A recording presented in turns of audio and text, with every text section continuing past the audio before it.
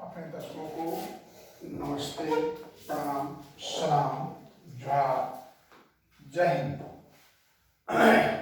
आज जो हम विषय लेकर के आए हैं वो है पोलियोमाइलाइटिस।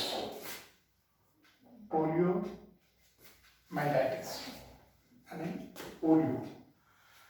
अब क्या है पोलियो, है क्या, इसको जानना है। देखिए, पोलियो यह एक वायरल संक्रमण है, मुख से जाता है वायरल, जिसके चलते व्यक्ति के शरीर में असामान्यताएं पैदा होती है। यानी पोलियो वायरस हमारी रीढ़ जो है, बैकबोन जो है, वो इंटीरियर हार्ट सेल्स को क्षतिग्रस्त करता है, जिसके कारण दिव्यांगता हो जाती है। इसके पोलियोमाइलाइटिस के कैसे समझेंगे, इसे कुछ लक्षण पहले दिखाई देते हैं, जैसे सर्दी होगा, जुकाम होगा, वोमिटिंग होगा, फिर उसके बाद हाथ पैर में दर्द होगा। तो आप समझिए कि पोलियोमाइलाइटिस पोलियो का लक्षण है। खास करके जो कमजोर बच्चे हैं उनको और 5 वर्ष तक के ज्यादा इफेक्ट करता है। ये जो पोलियोमाइलाइटिस जो वायरल संक्रमण होता है, जिसके कारण आपकी कोशिकाओं को प्रभावित करता है, नर्वस सिस्टम को भी प्रभावित करता है। यह गंदे वातावरण, जहाँ कितना गांव घर देखिए, बरसात के दिनों में लोग गली में ही पैखाना कर देते हैं, शौच कर देते हैं या रोड पर ही कर देते हैं। तो इस तरह से जिस व्यक्ति को आपका यह वायरस संक्रमित है, पोलियोमाइलाइटिस है, और जहाँ तहाँ पेशाब पैखाना मलमूत्र का त्याग करता है, तो उससे जो होने वाले संक्रमणों से मधुमक्खी, मच्छी, जो भी कीटाणु निकलते हैं, तो वह मुंह के द्वारा वो हमारा इंटरनल सेल्स जो है आपका बैकबोन में, उसमें चला जाता है, जिसके कारण वायरल इन्फेक्शन पूरे शरीर में फैलता है और जहाँ जहाँ पर अटैक करता है वहाँ की जो मस्तिष्क पावर है वो कमजोर हो जाती है। या इसके साथ जो प्रभावी व्यक्ति है इससे, तो जो इससे प्रभावी व्यक्ति है उसके छींकने या खांसने से भी हो सकता है। अब देखिए, इसमें हम लिखे हैं कौन कौन मुख्य वायरस कौन कौन है। जो हम बोले वायरल इन्फेक्शन है, तो जो वायरल है, वायरस है, वो कौन कौन मुख्य 3 है। तो उसमें 3 जो है वो नंबर 1 लियॉन, लैसिल एंड ब्रांच हेड है। ये 3 जो है एक प्रकार का वायरस है। ये 3 में से कोई एक वायरस इफेक्ट करने से पोलियोमाइलाइटिस होता है। यह छोटे बच्चों को संपर्क में आने से ज्यादा होता है और इसका प्रारंभिक जो दौर है वो 14 दिन का होता है, 14 डेज, जिसमें कम से कम 10% बच्चों की मृत्यु हो जाती है। जो बच्चे अति कमजोर हैं शारीरिक रूप से, तो उनकी मृत्यु की चांसेस ज्यादा बना रहता है, क्योंकि अगर लंग्स को प्रभावित करता है तो उस स्थिति में श्वास लेने में परेशानी होगी और मृत्यु भी हो सकता है। और यह वायरस 3 प्रकार से प्रभावित करती है। कैसे 3 प्रकार से प्रभावित करती है? तो नंबर 1 जो है वो आपका इंसेफेलाइटिस,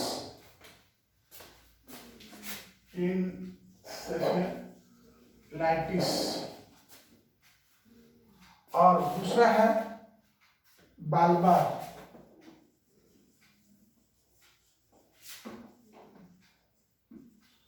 और तीसरा है स्पाइनल। अब ये तीनों को समझना है। ये तीनों को समझने के लिए क्या है कि पहला जो मैंने इंसेफेलाइटिस बताया है, इसमें सेरिब्रम के डायफ्राम्स लगभग प्रभावित होता है एवं मस्तिष्क पर प्रभाव डालता है। इंसेफेलाइटिस हाई बुखार होने के कारण, मेनिंजाइटिस, इंसेफेलाइटिस, तो जिसके कारण क्या होता है कि इफेक्ट करता है, हाई फीवर होने के बाद वो पैरालिसिस हो सकता है। और जो दूसरा है आपका बालगल, इसमें ब्रेन स्टेम यानी अनुमस्तिष्क पर प्रभाव पड़ता है। और जो तीसरा है, आप सब थोड़ा बहुत समझ रहे होंगे, स्पाइनल कॉर्ड। स्पाइनल, भारत में सर्वाधिक जो पोलियोमाइलाइटिस या पैरालिसिस होता है ड्यू टू दिस। इसमें सुस्पंदन प्रभावित होता है और यह लक्षण निम्न प्रकार से दिखाई देता है। जब बैकबोन जो है उससे जो प्रभावित होता है वायरस, तो इसमें लक्षण जो दिखाई देते हैं वो निम्न प्रकार के हैं। पहला, जैसे जो आप शरीर का रीढ़ है तो इसमें थोड़ा मरोड़न आएगा, बड़ा दर्द कर रहा है, बड़ा ये हो रहा है, लेकिन ऐसे नहीं हो जा रहा है, ऐसे भी नहीं हो जा रहा है, यानी आपका एक जो रीढ़ है, बैकबोन है, और जिसका स्पाइनल कॉर्ड कहते हैं, उसमें काफी टेढ़ा मेढ़ा दर्द होगा और हाथ पैर की मांसपेशियों में मरोड़ होगा। हाथ पैर की मांसपेशियां भी कुछ लेगा, अपने आप कमजोर हो जा रहा है, बस्टिक हो जा रहा है। श्वसन मांसपेशियों में मरोड़ होगा, माने श्वसन लेने में थोड़ी आपकी परेशानी हो सकती है। और जो यह रोग है स्पाइनल कॉर्ड का, ये जो रोग है स्पाइनल कॉर्ड का, यह मुख्य रूप से 4 चरण से गुजरता है। कितने चरण से गुजरता है? 4 चरण से। 4 चरण से गुजरता है। हाँ, स्टेज,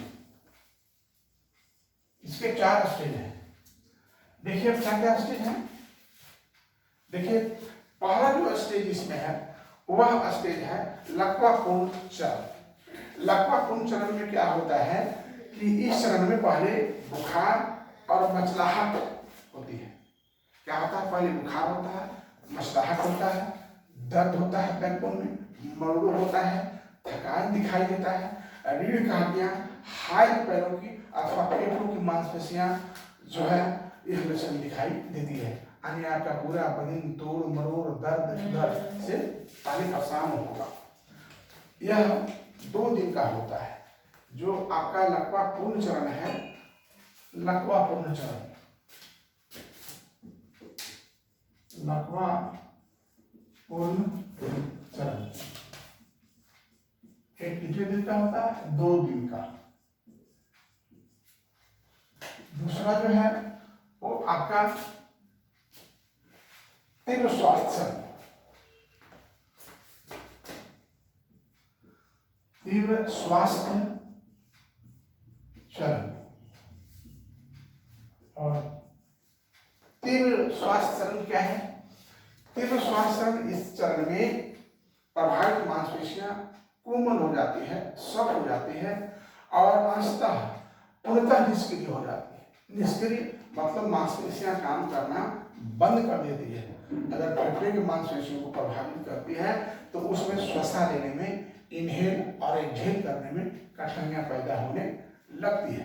और तीसरा है पुनः स्वास्थ्य का चरण, पुनः स्वास्थ्य चरण।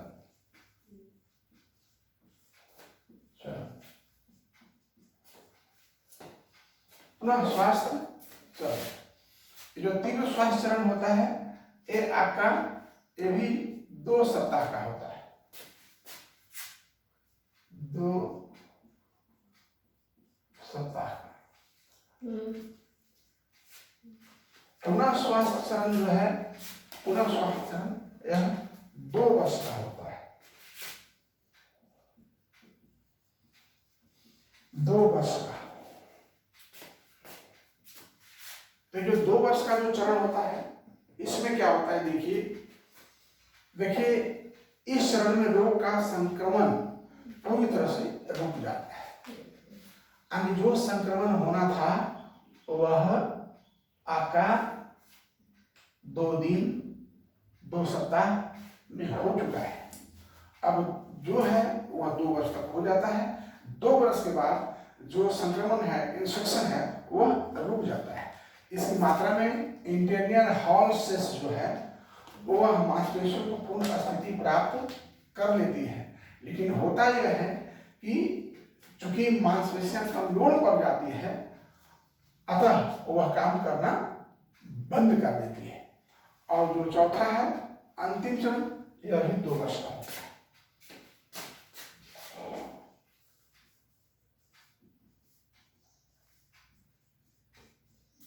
ये 2 वर्ष का।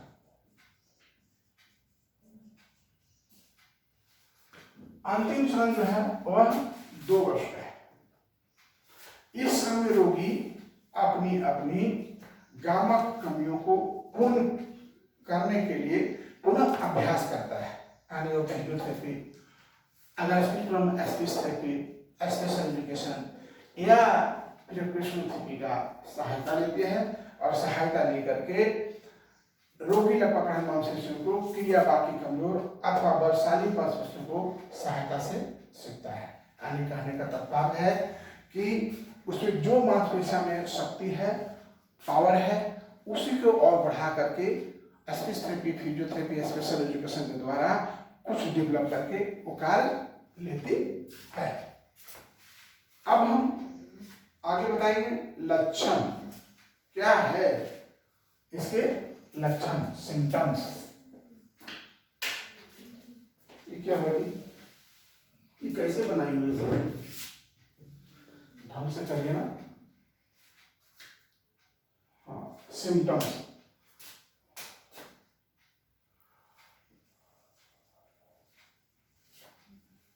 लक्षण तो देखिए, लक्षण इसके जो है प्रथम 3 दिन तीव्र बुखार, हाई फीवर होता है। क्या होता है? हाई फीवर, सिर दर्द, चकराएगा, शरीर में दर्द, ऐसे ही बुखार होता है, कितना दर्द होता है, तो ये होगा। उल्टी, वोमिटिंग और पेटिंग होगा। हाँ, इसके बाद दस्त, पैखाना होगा, मांसपेशियों में शिथिलता हो जाती है, यानी आलस हो जाएगा और मांसपेशियां काम करना बंद कर देती है। प्रभावित अंग सीधा नहीं होता, जैसे ये है, ये तो सीधे नहीं हो रहा है, संकुचन आ जाता है, उसमें स्टिफनेस आ जाता है, जोड़ों में ढीलापन आ जाता है, फ्लेक्सेशन एकदम काम नहीं करता, एकदम हिल रहा है। घुटने के झटके अंग नसों को प्रभावित अंग या तो घट जाते हैं या फिर वो समाप्त हो जाते हैं। प्रभावित अंग की मांसपेशियां जो होता है, हड्डियां दूसरे अंगों के अपेक्षा पतली हो जाती है। यानी कहने की मतलब है कि जब पैरालिसिस हो जाता है तो उसका हड्डी भी थोड़ा पतला हो जाता है, सूख जाता है, और जो दिमाग या बुद्धि प्रभावित कभी नहीं होता है। यही एक खूबी है कि पोलियोमाइलाइटिस में मसल्स काम करना बंद करता है, हड्डी प्रभावित हो जाता है, हड्डी पतला हो जाता है, लेकिन कभी वह आईक्यू को प्रभावित नहीं करता। इसलिए जो पोलियोमाइलाइटिस से सफर है, आप देखते होंगे हमारे यहाँ बच्चे भी हैं, बहुत लोअर लिम्ब क्राइसिस है, बहुत अपर लिम्ब क्राइसिस है, पर मस्तिष्क पूर्णतः ठीक है और वो पढ़ लिख रहे हैं, मैट्रिक का ये कर भी रहे हैं। तो यह ध्यान रखना होगा कि सभी मसल्स बोन्स प्रभावित होते हैं, स्टिफनेस होता है, लूजीनेस होता है, पर आईक्यू बुद्धि लब्धि कभी प्रभावित नहीं होता है। इसके लिए भौतिक चिकित्सा, अगर शारीरिक प्रॉब्लम है तो व्यवसायिक और भौतिक चिकित्सा अन्य पीटी और ओटी का सहयोग ले सकते हैं। इन एनी प्रॉब्लम स्पीच तो आप स्पीच थेरेपिस्ट का भी सहायता ले सकते हैं। लेकिन मैं बता दूं, लकवा जब होता है, पैरालिसिस होता है, तो पहला जो है 2 दिन सही आधार पर प्रभावित मांसपेशियों का विश्राम देना उन्हें बहुत जरूरी होता है। माने पहले क्या है, 2 दिन जब ऐसा हुआ है तब पूर्ण रूप में उसको आराम दीजिए। दूसरे सप्ताह में जो है आप उसको कुछ एक्सरसाइज करवाएं, आप विशेषज्ञ से मिल करके, फिजियोथेरेपी से या ऑक्यूपेशनल थेरेपी से मिल करके उनको कराएं। आप उनको जल चिकित्सा दे सकते हैं, विद्युत चिकित्सा दे सकते हैं, आप हाइड्रोथेरेपी दे सकते हैं, आप आंशिक शोधग्रस्त मांसपेशियों की सहायता से आप कुछ उपाय ले भी सकते हैं। और अंतिम चरण में जो होता है फिजियोथेरेपी, उसमें चलने का प्रशिक्षण, कि कुछ हम बच्चों को चलने का प्रशिक्षण दें। जो सिकुड़न है, विकृति है, मसल्स में पावर नहीं है, उसके लिए उस एक्सरसाइज करके मसल्स पावर को बढ़ाना और उसकी कार्य शक्ति को बढ़ाना, यह हमारा काम है, ये हमारे फिजियोथेरेपिस्ट का। तो मेरा आज का जो वीडियो है पोलियोमाइलाइटिस पर मैं बताया ये क्या है, मुख्य वायरस कौन कौन से 3 हैं वो भी मैंने बता दिया, यह कितने चरण से गुजरता है यह भी मैंने बता दिया। देखिए 4 चरण से गुजरता है। पहले में क्या होता है, काफी तीव्र बुखार होता है। दूसरे जो है तो उसमें आपको शरीर में होता है, उसी तरह से आगे धीरे धीरे बढ़ते जाता है। और लक्षण क्या है, सिर दर्द, हाथ का दर्द, हड्डी में मरोड़, वोमिटिंग, दस्त, फीवर, ये सारे सिस्टम हैं। और यह जो है जब होता है तो कैसे होता है, इंसेफेलाइटिस, बल्बर और स्पाइनल। लेकिन मैंने बता दिया कि सबसे ज़्यादा हमारा भारत में जो रोगी है उन बल्बर के द्वारा और इंसेफेलाइटिस के द्वारा सबसे ज़्यादा पोलियो एक स्पाइनल कोर्ड के द्वारा पाया गया है। अब है इसको कि हम कैसे इसको सुधार करेंगे, ऐसे रोगी को to consult a personal therapy, speech therapy and physiotherapy. जय हिंद।